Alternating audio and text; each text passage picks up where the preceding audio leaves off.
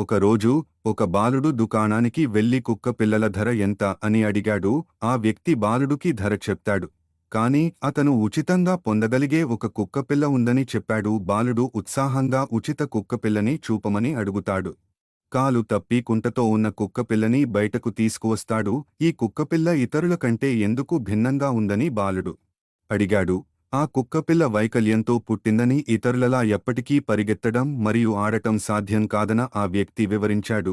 బాలుడు కుక్కపిల్ల వైపు ఒక క్షణం చూసి, ఆ వ్యక్తి వైపు తిరిగి, నాకు కావలసింది ఈ కుక్కపిల్ల అని చెప్పాడు.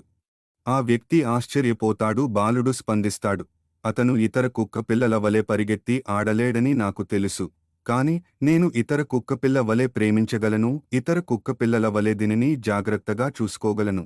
కథ యొక్క పాఠం ఏమిటంటే, మనం ఇతరులను వారి శారీరక స్వరూపం లేదా సామర్థ్యాల ఆధారంగా అంచనా వేయకూడదని, వారి అంతర్లీన విలువ మరియు ప్రేమ సామర్థ్యంపై ఆధారపడి ఉంటుందని చెబుతుంది. Please like, share and subscribe.